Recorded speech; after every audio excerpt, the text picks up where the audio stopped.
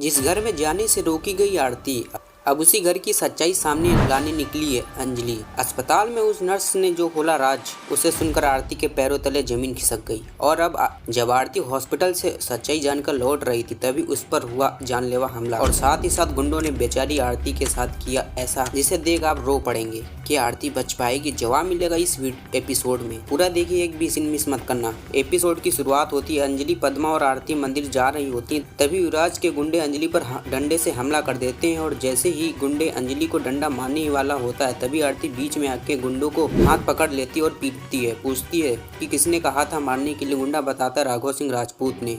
राघव का नाम सुनते ही आरती हैरान हो जाती है और गुंडे वहां से भाग जाते हैं। उधर पीछे खड़ा युवराज मनी मन सोच रहा होता है कि आरती और राघव आमने सामने लड़ेंगे, मैं पीछे से वॉर करूंगा। मित्रों, जैसी आरती को पता चला कि हमले के पीछे राजपूत परिवार है, वैसे ही आरती राजपूत हाउस के लिए निकल चुकी है। अब वहाँ होगा कुछ ऐसा जिसे देख सबके होश उड़ जाएंगे। देखिए आगे वीडियो में।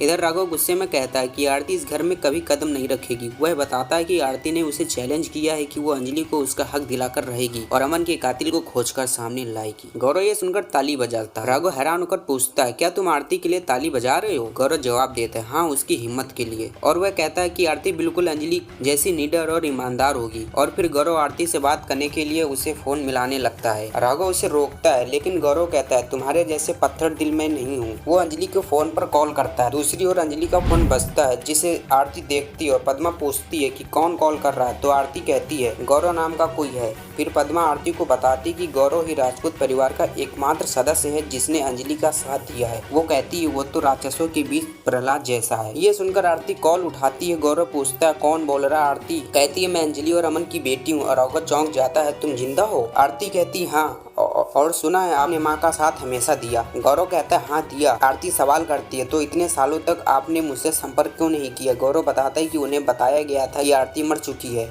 आरती पूछती है किसने बताया कि आरती जिंदा नहीं है? गौरव कहता है अस्पताल की एक नर्स ने, उसका नाम याद नहीं लेकिन अस्पताल का नाम याद है। गौरव मिलने की इच्छा जताता है, लेकिन तभी राघव फोन छीन लेता है और आरती से कहता है तुम और अंजलि इस घर में कभी नहीं आ सकते। मैं भी देखना चाहता हूँ कि कैसे तुम अंजलि कोर्ट लेकर जाती हो। वैसे भी अंजलि इस दुनिया में मरी हुई है।